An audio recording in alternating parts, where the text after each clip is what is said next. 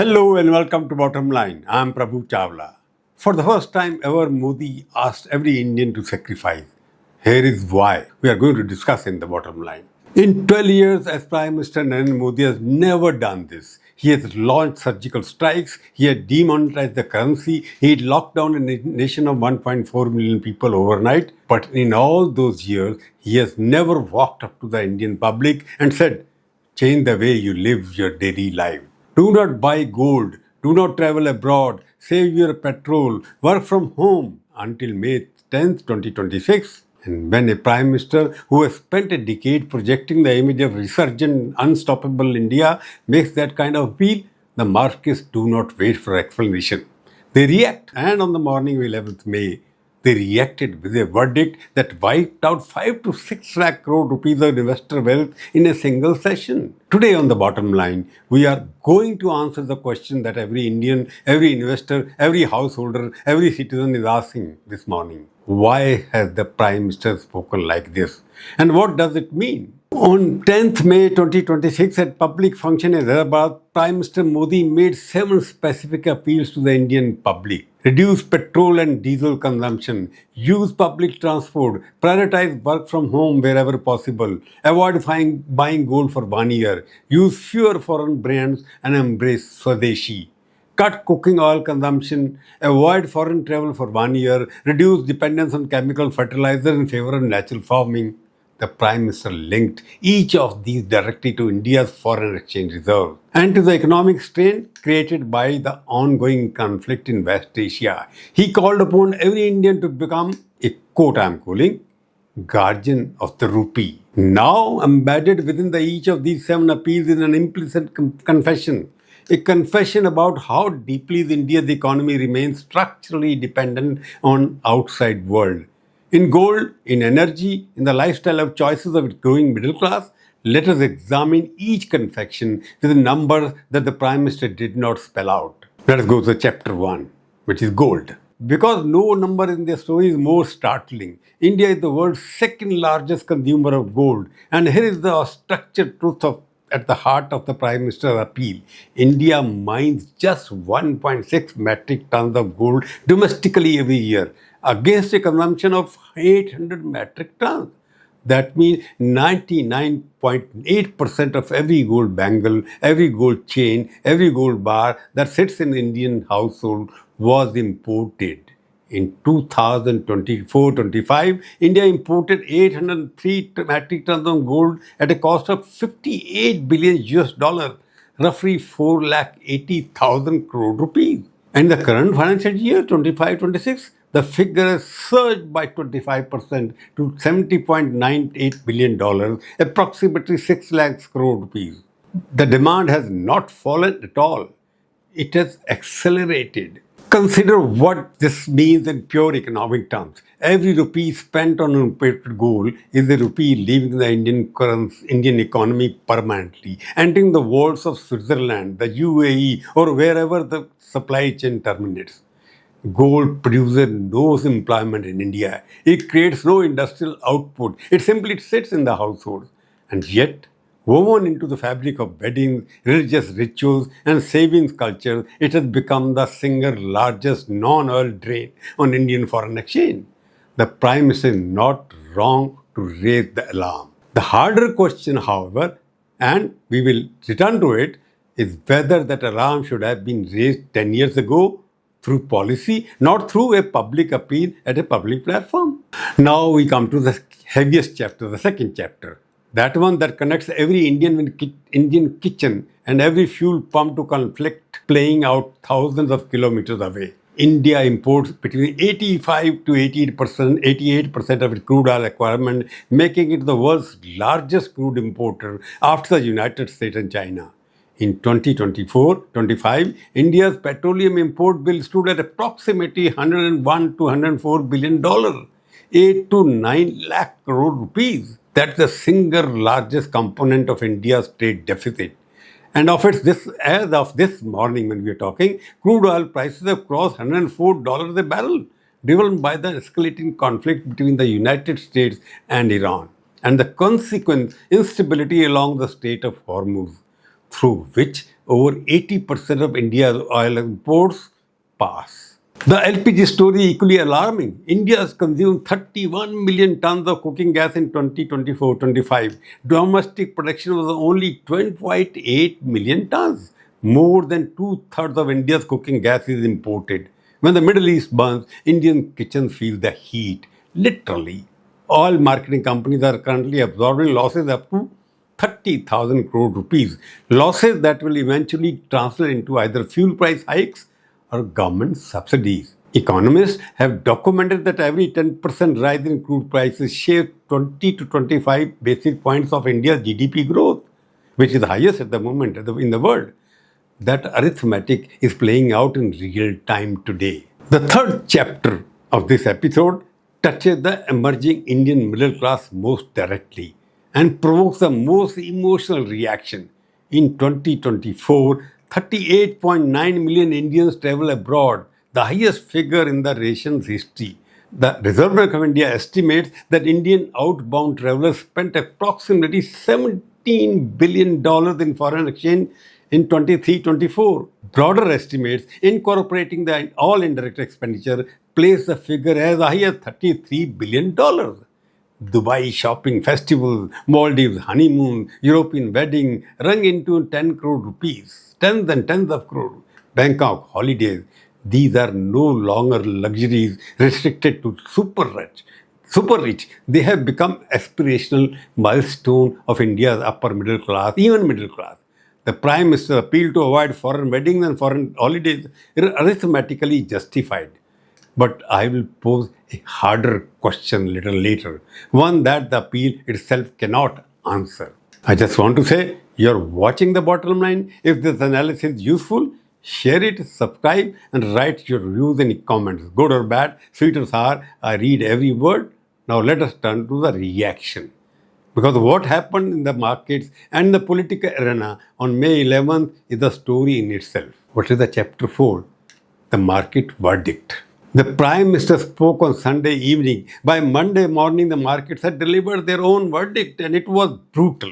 BSE Sensex crashed 1,200 points in intraday trade on Monday afternoon, settling at approximately 76,166, a fall of over 1.5%.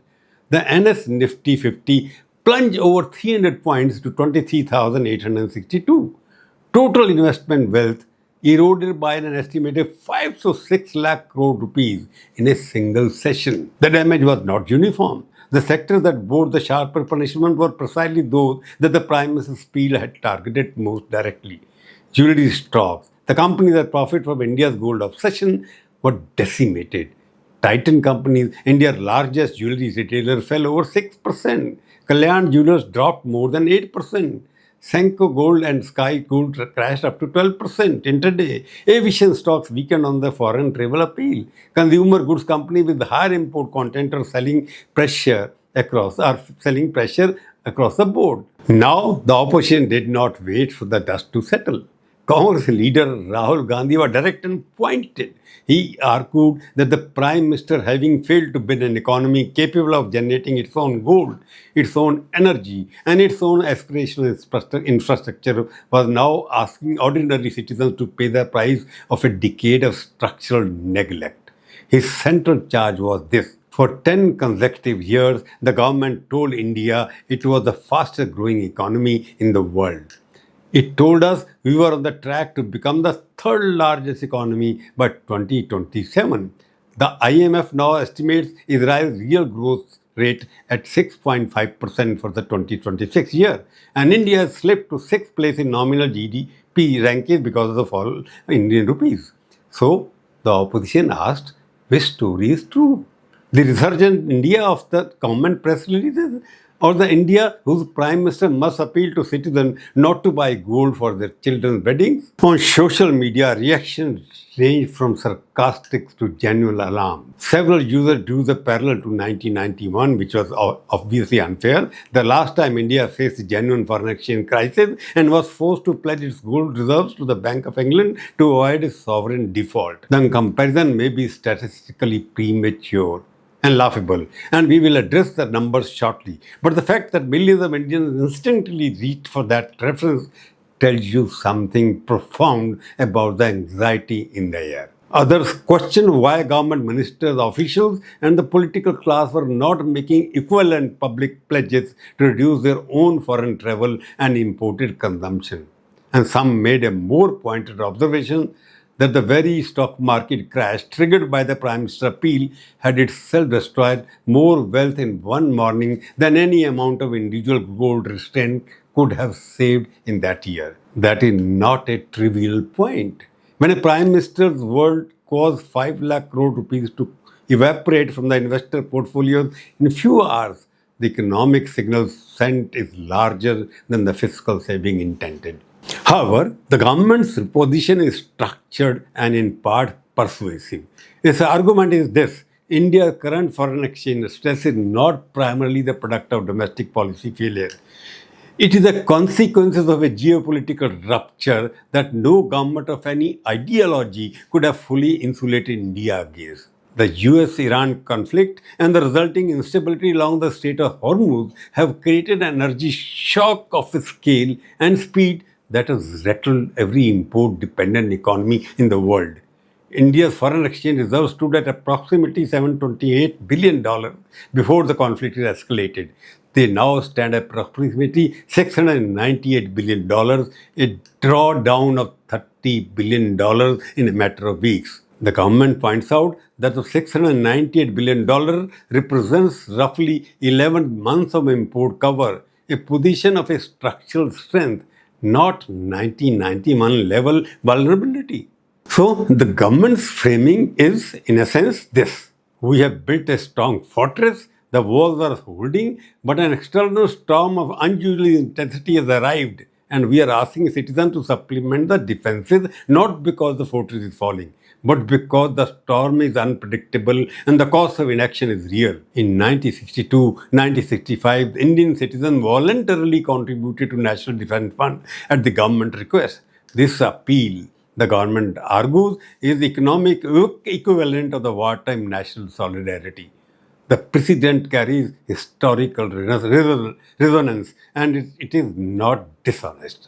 And now, the bottom line: the Prime Minister appeal is neither reckless nor dishonest.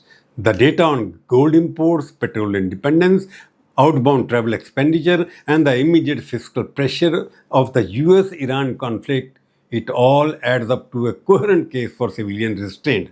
And I have no doubt that millions of ordinary Indians, when presented with these numbers, will respond with exactly the instinct of patriotism that has never failed this country in a genuine crisis. But there is a harder verdict as well, and it sits in the market data from this morning.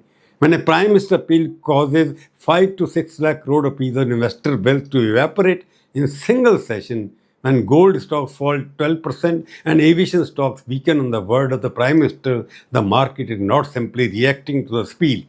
The market is pricing in a deeper question. Is this government telling us everything? Is this a temporary storm or the public acknowledgement of a structural problem that has been building for years? India has been the world's fastest growing major economy for 5 consecutive years. In that period, domestic and gold mining has remained effectively dormant, 1.6 tons against 800 tons of consumption. In that period, the transition to renewable energy, the only permanent cure for petroleum import dependence, has progressed, but not at the speed that the scale of the problem demands. In that period, domestic tourism infrastructure has improved, but not enough to make a holiday in Lakshadweep or Uttarakhand as aspirationally compelling as Dubai or Phuket or any place in Europe. Leadership is not only the ability to ask citizens for sacrifice in a crisis. The greatest test of leadership is ability to build the structures that make those sacrifices unnecessary. The appeal to the citizen is justified. The accountability to the institution cannot be deferred. Citizens can restrain themselves for 1 year, but they cannot be asked indefinitely to compensate for a structural dependency or failure that has persisted for decades. And that policy, not patriotism, must ultimately resolve. A nation that cannot mine its own gold, cannot extract its own oil, and cannot build resorts that its citizens prefer over foreign destinations, must at some point confront this question: when does restraint become a substitute for reform? The market asked that question this morning in 5 lakh crore rupees. That is the bottom line. Watch this video, subscribe it, share it, write your comment, good or bad, sweet or sour. I will read them but will not get angry. Jai Hind.